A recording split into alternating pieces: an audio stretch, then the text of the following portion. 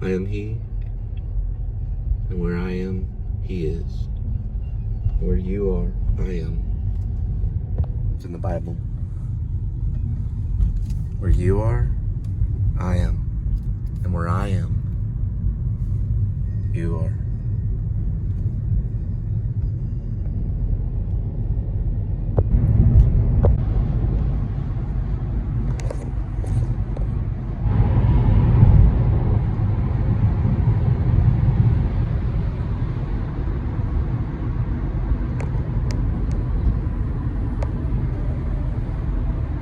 You always want to smell good.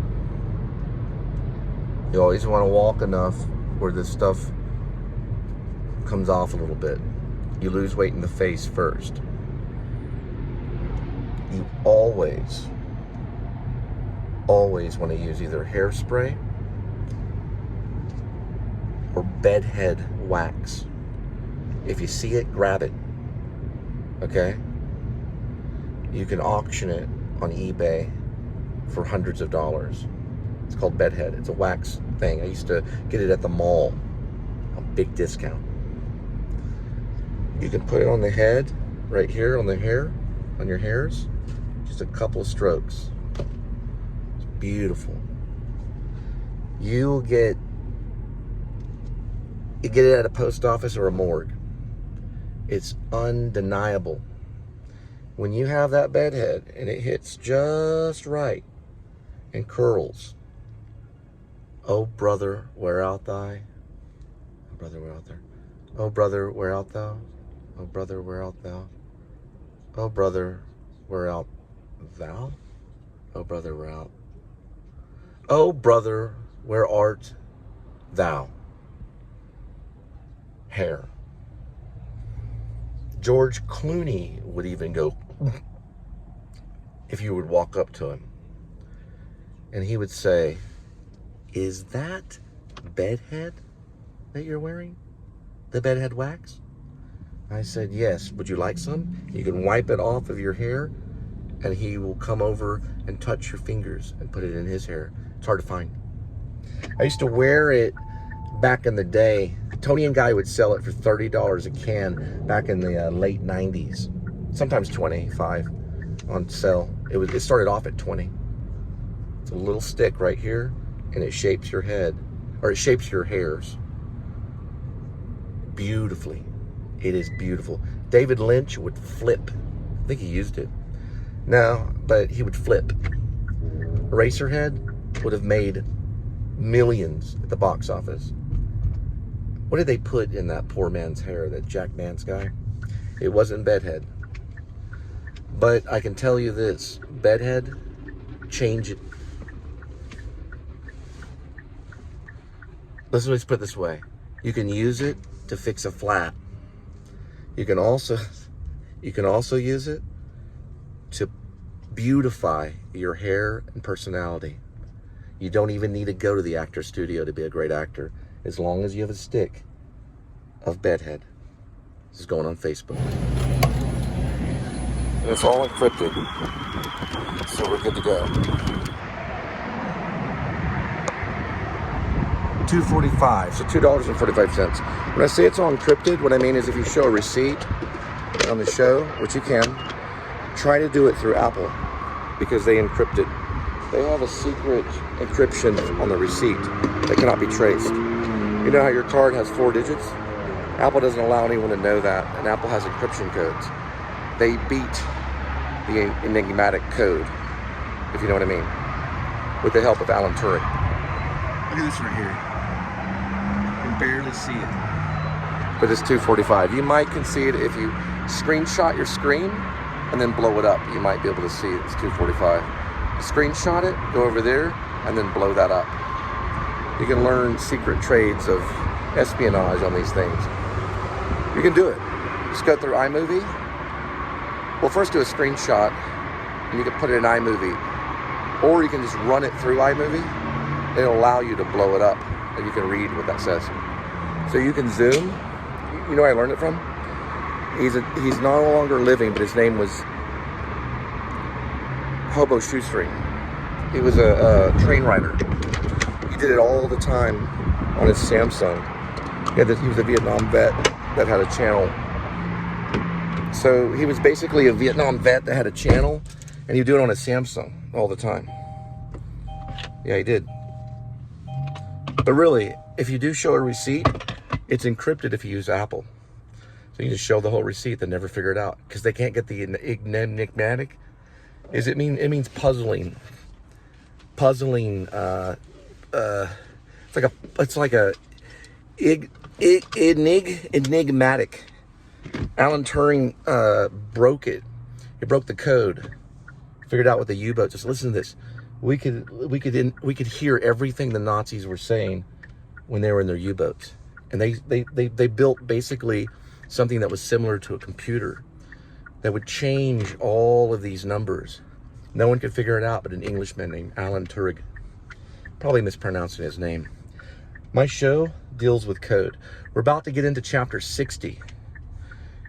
Shep Dwight East, who is Archie Rector, kind of.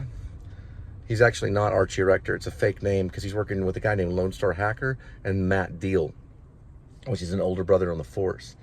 Now, Matt only has to give him the memory book. It's a book that was written probably in the 70s. He only has to give him that book so he can explore his own way to create his own code, and Matt could figure it out. Mostly in numbers.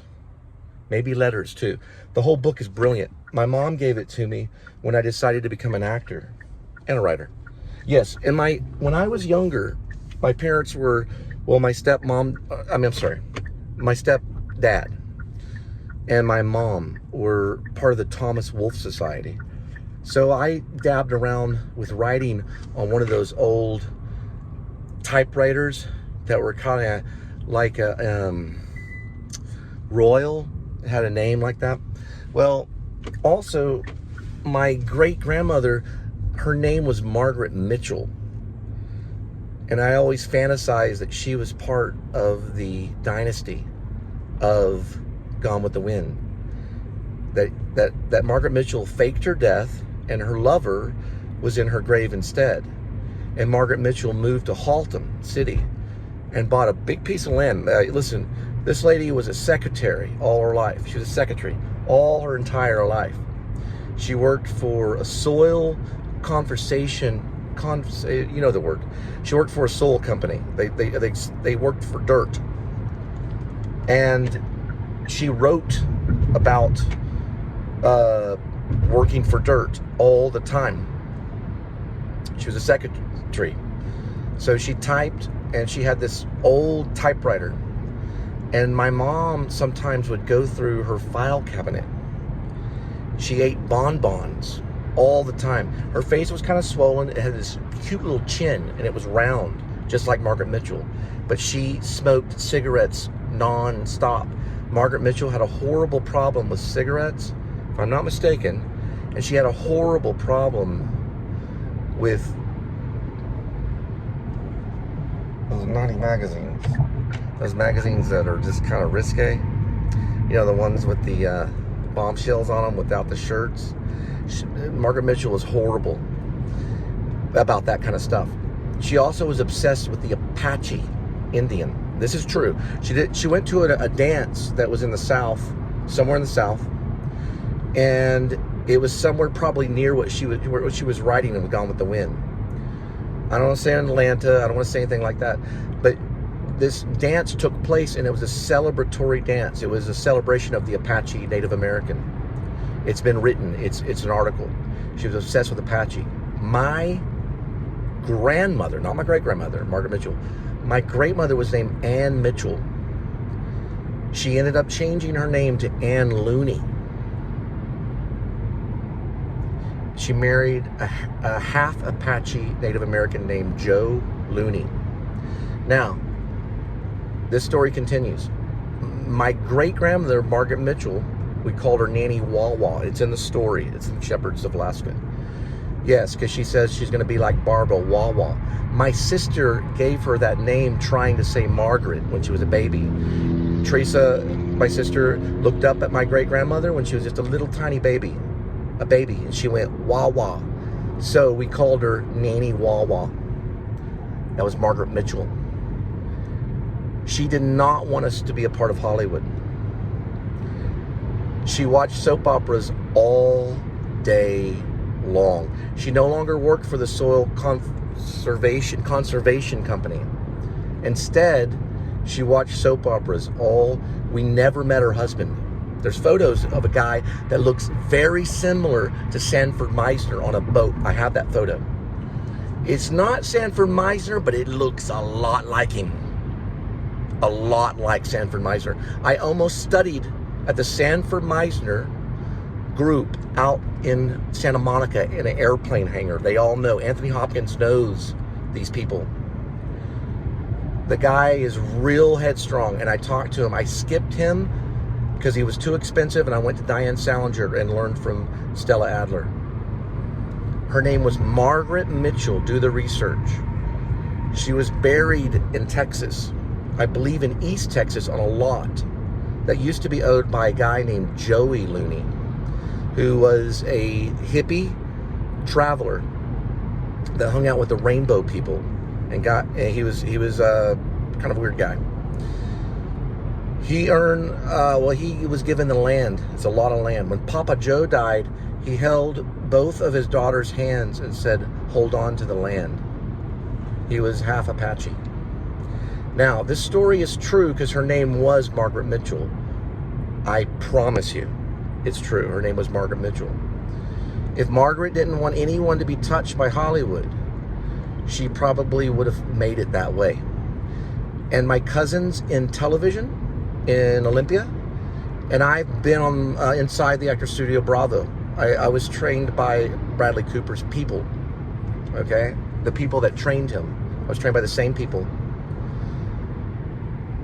It wouldn't be shy to say, as much writing as I do, that I could be telling the truth. And the dynasty for Gone with the Wind is over $1 billion. No lie. It's over $1 billion. And I'm telling you, baby, I could sit down and have a drink with Jack Nicholson, and we would talk about Chinatown, The Shining, and Roman Polanski. And I'd say, "Jack, how'd you do it?" "I was with Marathon Management. They never called me, Jack. They never called me." Jack would go, "Well, I always told them, wait till they get a hold of me."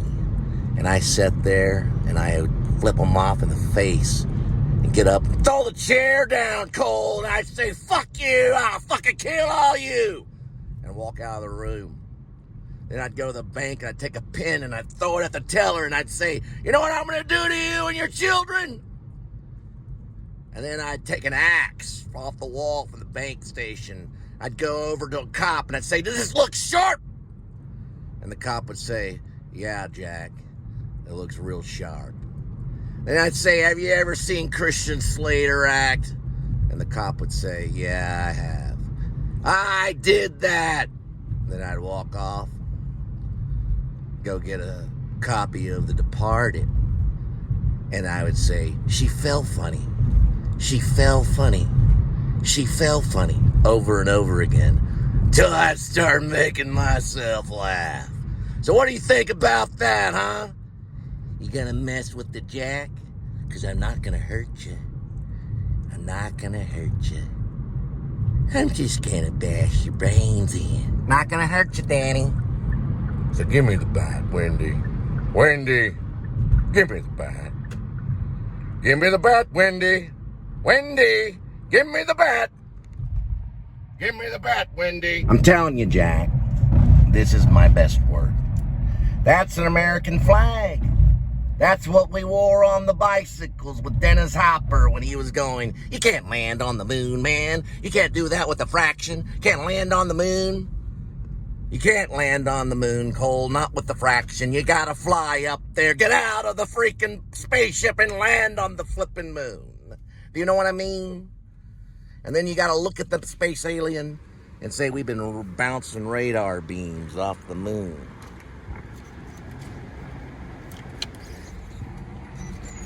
It's been going on for a long time, Cole. The radar beams. They use things like this VOR, which is a very high frequency, omnidirectional range station. Yes, it is. You can bounce radar beams off of it and know how to land the plane. And I say, Wendy, I'm gonna land the plane just fine. Would you sit there and be quiet for a minute before I have to go get Kubrick and bash your brains in with his camera? And then I would look at little Danny and I'd say, Danny, the reason I talk to your mother that way is not because I don't love you. I love you, Danny. I really love you, Danny. The reason I talk to you that way is because I'm crazy. And I'm sorry, son. Here's the axe. If you don't like Dad, just take a swing, Danny. Just take a swing.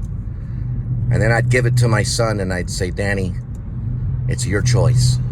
It's your shot, Danny. Make the decision. And Danny would just drop the axe and say, red rum, red rum, red rum. Cole, they didn't have bicycles in Easy Rider. They had motorbikes. All right? One could have been like an Indian. We stuffed in the gas tanks. They had no bicycles in Easy Rider. We had engines. We had Steppenwolf. And we rode the Lightning. You get it? We didn't care. This all went through the 60s. We told everyone to F it. And we went, engine. It's the best I can do, Jack. I'm not going to hurt you. But it's the best I can do. Tell Meryl Streep I said hi. When I was doing The Shining, I told Shelley Duvall, Stanley Kubrick has a movie that he's sending to set. They say it's called Eraserhead, made by this flippin' hippie out in Philly called David Lynch. Now, Stanley wants us to sit through this and watch it. And I don't have a problem with it. But I know how you get, Shelley, with the cigarettes. I'm worried about you, Shelley. You're smoking nonstop and your hair's falling out. You're a beautiful gal. If you keep doing this, Shelley, it's going to kill you one day. So I want you to practice something with me, okay? When we sit down with Stanley and we watch Eraserhead, I want you to sit through the whole film without a single cigarette. And then ask yourself afterward, how do I feel? And Shelley looked at me and she said, you know, that's a really good idea. Jack, I might try to do that. That's a really good idea. I was thinking about doing that. It'd help my voice. That's what I'm telling you, Shelley. Just try it one time. Sit through Eraserhead the entire time and don't smoke anything. And then also another thing about Stanley. Listen, he gets really, really upset. He says you're fake, and I know you're not, Shelley. I know you're a real person. So don't let it get to you. Don't get all upset. You want to stay relaxed. Don't get all upset about Stanley. I'll take care of it, and I will talk to him. All right, Mrs. Duvall? Well, it's just Miss Duvall, Jack. All right, Miss Duvall. All right. I'll talk to Stanley. No cigarettes and Eraserhead. It's making my eyes water, Shelley. I really do care about you. All right, Shelley. All right, that's enough Nicholson. Nicholson, I don't want to get into it, but he really was a little like Lynch. Because Lynch, he did this, that's a control tower, I believe it's west. Lynch did this thing where he was like, here we go with today's number. But it was very careful, and he would wait for every word. So it's like, here we go with today's number. It's almost a little like it, but it's more flat. That's the Grand Hyatt right there. I was there just the other day. I met 2 cinematographers for DHD Films. They've done some Mexican filmmaking, and they just walked right in my path. So I gave them my email and all my information, and I put Texas Werewolf in there. That's what I'm kind of calling it as a working title rather than Grace AK Werevlog. And I just told them, you know, I can send you my stuff. You send me your cinematography work. And they were like, okay. It just fell right into my lap. just like Lipton said, it's like the chance all of a sudden opens. They were right there. And it was dark. I walked right into them. And I was actually looking for D16. And man, they were like, okay, well, we can do email. I couldn't pull up my Yahoo. It had some kind of weird thing. So I ended up pulling up my Apple Mail, which is connected to everything. And then that went through, and I looked at Sent Today, and I showed it to Linda. They're 2 cinematographers, and they're from California. There was back there. It could have been right here. Yes, it could have been right there, where those little things are. I'm not 100% on that, exactly where. But I did go through right there. Yeah, I think it was closer to the second one. Yeah, man, I flipped out. I was like, what in the world? What is this? DHD, and the guy's name was Noriega something. And Diego something. I looked him up. Boy, there it is. 2 separate films he's worked on as a cinematographer on Internet Movie Database. He's only done one, but they had a case. So they were carrying and rolling a case that probably had their camera. Because those cameras, it could have been film cameras. Or it could have just been digital. We'll work on David Lynch later. Because speaking is a way to get into the mind of the style, the filmmaker. In some ways, this pattern, they all have a pattern. That's the West Control Tower. The other one is what's known, it's a flat one. Those are called VOR. We already passed it. They both deal with similar radio. And they both have backup systems. So if anything happens to the GPS, they can immediately tap into radio. My dad said something cool about radio when I was younger. It was a cool thing. He told me this long story, and then at the end of the story, he said, you can never beat radio. He's probably talking about cubing down Jr. But he said, you never can beat radio. You can never beat the radar. And he taught radar during Vietnam. So he was a radar instructor. So he had a kind of like a rank that was pretty, it was a decent rank. He called himself a buck sergeant, but he reminded me a little of Nicholson at times, but more sincere. And he also kind of reminded me of Brando a little bit. He was heavy set, and he had some problems with polio in his left lower calf muscle. Sometimes I didn't want to go to work too. Let me go this way. What I like about Johnny Depp, though, what I liked about Johnny Depp the most is I liked how he goes, oh, sure. Oh, sure. Oh, yeah. Oh, sure. Yes. Oh, sure. All right, guys. We're going to pick up some luggage on E. All right. So we got through with Nicholson. We got through with the Lynch. Now we're going to E to pick up some luggage. They got a HelloFresh running around for $29. Okay. I'm just going to put it that way. They'll probably put about 70 miles on your tank. I mean, on your mileage. But you'll get 29 out of it. This is just a guess.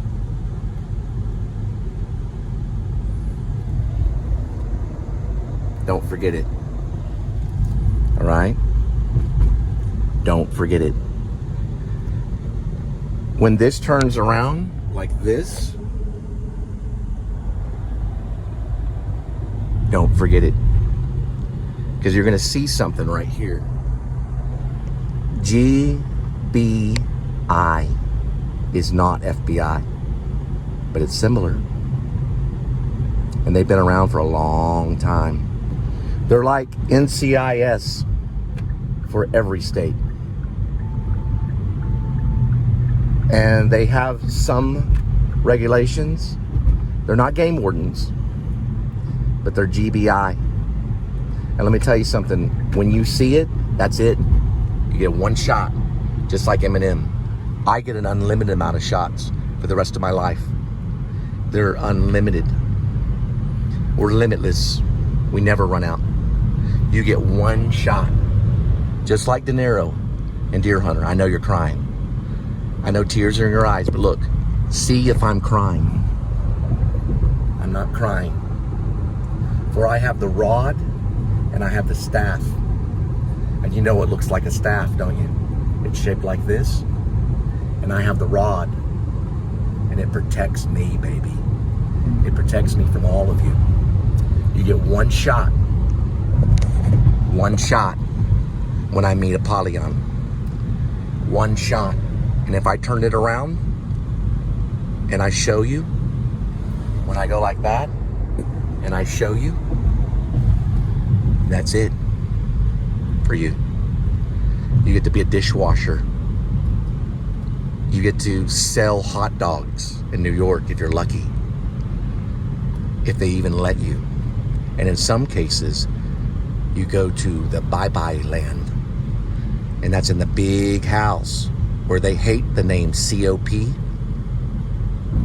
And that's a death sentence. You get one shot, baby. One shot. Just like Eminem. This is probably about 8 miles. Right? Maybe 8.5 miles for Fellini. You get one shot. I get an unlimited amount of time. I get an unlimited amount. And let me tell you something. Where you don't want to go, it smells like pine sol. They keep the table real clean. They lay your hand out and they stick that needle right there. And it poisons your blood until you stop breathing. You get one shot. I know you're not scared. You get one shot. David got one shot and he never missed. So you want to be David, baby? I'll be Jesus. See who wins.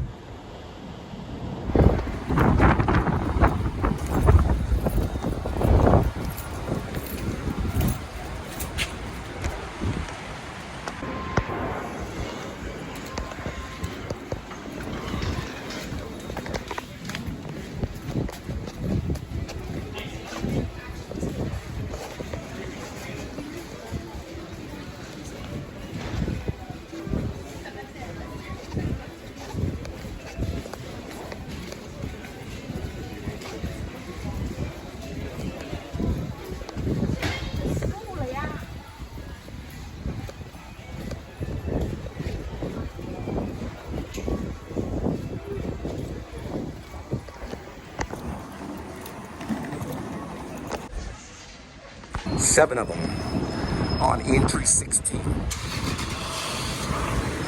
Maybe it was 6. I couldn't count straight.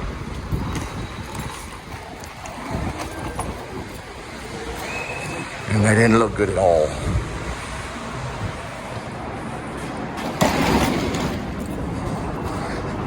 Now, why would 6 cops be walking right by entry 16?